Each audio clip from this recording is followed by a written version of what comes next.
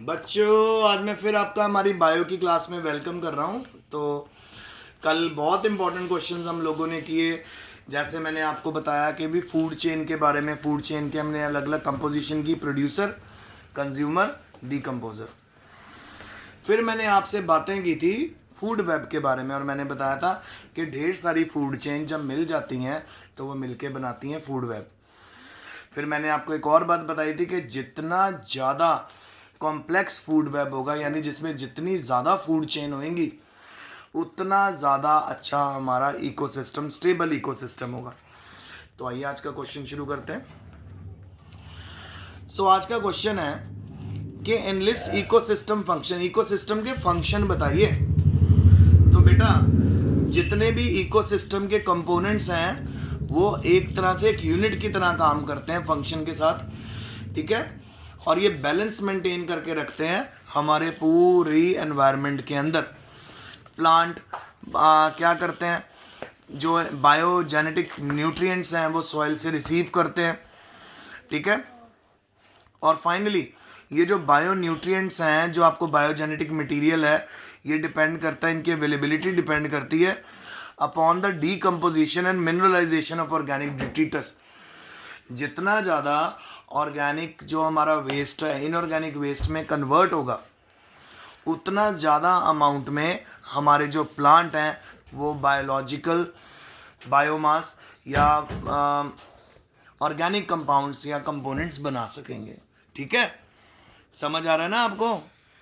उसके बाद फिर मैं आपको बता रहा था कि कुछ एनिमल्स हैं जो इकोसिस्टम में आपको मिलते हैं, जो बहुत ही डेलिकेटली बैलेंस करके रखते हैं हर्बीवोर्स को और डिग्री ऑफ हर्बीवोरी को भी।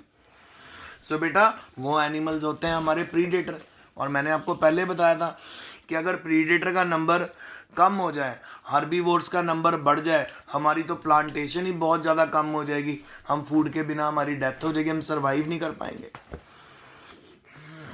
तो हर्बीवोर्स का जितना प्रेजेंट होना ज़रूरी है, जो प्लांट खाते हैं, उतना ही ज़रूरी है कार्निवोर्स का प्रेजेंट होना, जो इन एनिमल्स को खाएंगे, हर्बीवोर्स को, ठीक है, ताकि बैलेंस मेंटेन रहे।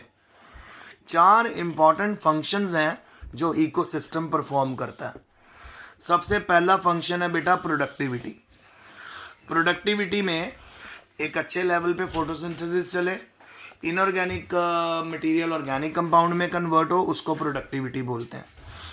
फिर सेकंड लेवल पे जो इकोसिस्टम काम करता है वो है डीकम्पोजिशन लेवल पे काम करता है, जिसके अंदर हमारी सारी डिट्रीटस फूड चेन आ जाती हैं, हमारे सारे फंगस आ जाती है, और फिर हमारे सारा जो बैक्टीरिया आ जाते हैं, जो डेड और डिकेइंग ऑर्गेनिक मैटर को फिर से इनऑर्गेनिक मैटर में कन्वर्ट कर देते हैं। फिर आ जाता है अगला लेवल हमारा बच्चों एनर्जी फ्लो का। एनर्जी फ्लो में मैंने आपको सिखाया था one trophic level to another trophic level. जब एनर्जी फ्लो करती है एक ट्रॉपिक लेवल से दूसरे ट्रॉपिक लेवल पे, तो बेटा 100% एनर्जी कभी भी ट्रांसपोर्ट नहीं होती। 90% उसकी एनर्जी वेस्ट हो जाती है, सिर्फ 10% ही आगे ट्रांसपोर्ट हो पाती है। फिर मैंने आपको न्यूट्रिएंट साइक्लिंग के बारे में बताया था। न्यूट्रिएंट साइक्लिंग के बारे में मैंने आपसे एक बार बात की थी अभी कल या परसों, नाइट्रोजन साइकिल की, कि देखो जी, जो एटमॉस्फेरिक नाइट्रोजन है वो हम एज इट इज रिसीव नहीं कर सकते। एटमॉस्फेरिक नाइट्रोजन नहीं हम ऐसे रिसीव कर सकते, है ना, क्योंकि उसके अंदर ट्रिपल बॉन्ड होता है, गैशियस फॉर्म में होती है। तो एटमॉस्फेरिक नाइट्रोजन को पहले डीनाइट्रिफिकेशन करना, उसको अमोनिया में कन्वर्ट करना, अमोनिया से नाइट्राइट और नाइट्रेट में कन्वर्ट करना, फिर उसको प्लांट रिसीव कर पाते हैं। तो ये है पूरी नाइट्रोजन साइकिल। तो कैसे चलती है, एटमॉस्फेरिक नाइट्रोजन को फिक्स करते हैं नाइट्रोजन फिक्सिंग बैक्टीरिया, अजोटोबैक्टर मैंने आपको फ्री लिविंग बैक्टीरिया बताया, और फिर मैंने आपको लेगुमिनस बैक्टीरियाज के बारे में भी बताया था। नाइट्रोजन फिक्स होगी, नाइट्रोजन अमोनिया में ब्रेक होगी, उसके बाद उसको प्लांट रिसीव कर लेते हैं, और फाइनली उससे हम अमाइनो एसिड या ऑर्गेनिक कंपाउंड बनाते हैं। और जब ये ऑर्गेनिक कंपाउंड हमारे बन जाते हैं, उसके बाद बेटा इनको हम कंज्यूमर भी रिसीव करते हैं, ठीक है। अगर हम अमाइनो प्रोटीन रिसीव कर रहे हैं किसी प्लांट से, सो डेफिनेटली वो अमीनो एसिड हमारे अंदर भी जा रहा है ना। और फाइनली जब प्लांट और एनिमल की डेथ होती है उसके ऊपर डीकम्पोजर काम करते हैं, फिर से एटमॉस्फेरिक नाइट्रोजन बनने लग जाती है। अगला क्वेश्चन है बच्चों कि जी डिट्रिटस और लिटर, डिट्रिटस और लिटर के बीच में आप हमें डिफरेंसेस बताइए। सो बेटा डिट्रिटस क्या होता है, ये डेड रिमेन्स हैं प्लांट और एनिमल के, ये फ्रेशली डिपॉजिट ऑर्गेनिक मैटर होता है। और जो लिटर है वो ड्राइड फॉलन प्लांट मैटर है। तो जब भी कोई एनिमल मर जाता है, कोई प्लांट डाई आउट हो जाता है, उसको हम डिट्रिटस बोलते हैं। पर लिटर क्या है, अब ऑटम के सीजन में पतझड़ के सीजन में क्या होता है बेटा, कितने ढेर लीव्स गिरते हैं जमीन के ऊपर, उनको हमने बोलना है लिटर। देख लो, ड्राइड फॉलन प्लांट लीव्स को हम क्या बोलते हैं, लिटर। फिर उसके बाद सेकंड पॉइंट जो डिट्रिटस का वो हम बता रहा है कि is considered above ground detritus called litter fall and below ground detritus called root detritus. तो डिट्रिटस के अंदर हमारे ग्राउंड के ऊपर वाला वेस्ट भी सारा इंक्लूड होता है और ग्राउंड के नीचे वाला वेस्ट भी इंक्लूड होता है। ठीक है, तो जो ऊपर वाला वेस्ट इकट्ठा हो रहा है, वेस्ट मरा हुआ जो प्लांट और उनके फॉलन लीव्स हैं, उनको हम लिटर बोलते हैं। और जो नीचे वाला हमारा रूट लेवल के ऊपर हमें जो वेस्ट मैटर मिलेगा उसको हम रूट डिट्रिटस बोलते हैं। और लिटर तो बेटा आपको हमेशा ग्राउंड के ऊपर ही मिलेगा। दोनों डेड और डिकेइंग ऑर्गेनिक मैटर है, पर ये फ्रेश है, ये लिखा ना, फ्रेशली डिपॉजिट ऑर्गेनिक मैटर है। जबकि जो लिटर है उसमें ढेर सारे पत्ते इकट्ठे होते रहते हैं और फाइनली उनकी decomposition with long time start होती है। फिर बेटा अगला सवाल जो मैं आपके लिए आज कर रहा हूं ये बहुत इंपॉर्टेंट है। सो ये है जी पाइनियर कम्युनिटी और क्लाइमैक्स कम्युनिटी में डिफरेंस। पाइनियर कम्युनिटी होती है बेटा, सोच लो एक मैदान जिसपे कभी भी प्लांट नहीं लगे, जब वहां पे प्लांट लगने लग जाएं उसको बोल देते हैं पाइनियर कम्युनिटी।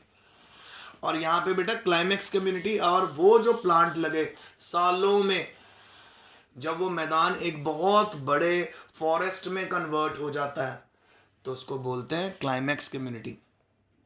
तो पाइनियर क्या है, पहली बायोटिक कम्युनिटी है जो एक खाली बेरन एरिया में डेवलप होती, जैसा मैंने आपको अभी बताया है ना। और क्लाइमैक्स कम्युनिटी क्या है, ये फाइनल बायोटिक कम्युनिटी है जो एक एरिया में डेवलप हो चुकी है। यानी अगर हम यहाँ पे स्टार्ट कर रहे हैं श्रब्स और हर्ब्स से, एक खाली लैंड के ऊपर प्लांट्स लगने शुरू हुए थे और क्लाइमैक्स कम्युनिटी तक पहुँचते पहुँचते वो किस में कन्वर्ट होगी, पूरा एरिया एक बड़े फॉरेस्ट में। तो इस कम्युनिटी में हमें हार्डी ऑर्गेनिजम्स मिलते हैं और इसमें हमें नॉर्मल और नॉन हार्डी दोनों ऑर्गेनिज्म मिलते हैं। और ये खाली एरिया के ऊपर डेवलप होती है, पाइनियर कम्युनिटी बनती है। और क्लाइमैक्स कम्युनिटी बनती प्रीवियसली ऑक्यूपाइड सेवरल कम्युनिटीज के ऊपर। सिरल एक जगह है बेटा, वहाँ पे सिर्फ और सिर्फ प्लांट्स हैं छोटे छोटे, अभी लगे ही हैं, तो वो है पाइनियर कम्युनिटी।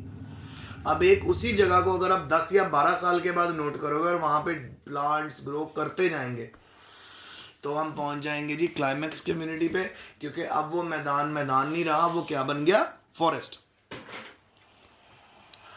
अच्छा, इसमें थोड़े स्मॉल साइज ऑर्गेनिज्म होते हैं, क्लाइमैक्स कम्युनिटी में लार्ज स्मॉल हर तरह के ऑर्गेनिज्म मिलेंगे आपको।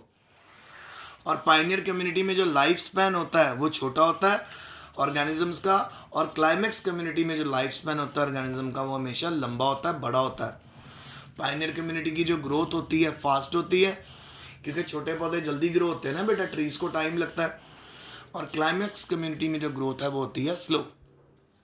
फिर area is hostile for pioneer community, ठीक है, यानी पाइनियर कम्युनिटी को एस्टैब्लिश होने के लिए वहाँ पे टाइम लगता है, क्योंकि इतनी जल्दी नहीं वहाँ पे प्लांट ग्रो कर पाते। पर एरिया फेवरेबल आपको मिलेगा क्लाइमैक्स कम्युनिटी में और क्लाइमैक्स कम्युनिटी के लिए। अच्छा, फिर finally it is soon replaced by next cereal community. Pioneer community जब ग्रो कर जाती है एकदम, उसके ऊपर नई नई कम्युनिटीज ग्रो करती हैं, नए प्लांट बड़े छोटे, तो जल्दी रिकवर हो जाती है, जबकि क्लाइमेक्स कम्युनिटी स्टेबल होती है, उसको कोई और नहीं रिप्लेस कर पाता। ऑलरेडी बेटा प्लांट से बड़े प्लांट्स बने, लार्ज प्लांट बने और कितना बड़ा फॉरेस्ट बन चुका है। अब इस फॉरेस्ट लेवल को और कितना हम एक्सपैंड कर सकते हैं, कॉम्प्लेक्स कर सकते हैं। तो यानी क्लाइमेक्स कम्युनिटी एक पर्टिकुलर टाइम पे आकर स्टेबलाइज हो जाती है, सेट हो जाती है। तो बच्चों ये आज का लेक्चर था, आज खत्म हुआ। तो प्लीज़ इन क्वेश्चंस को, पिछले क्वेश्चंस को भी पीरियोडिक ऑर्डर में याद करते रहा करो, पढ़ते रहा करो। Take care.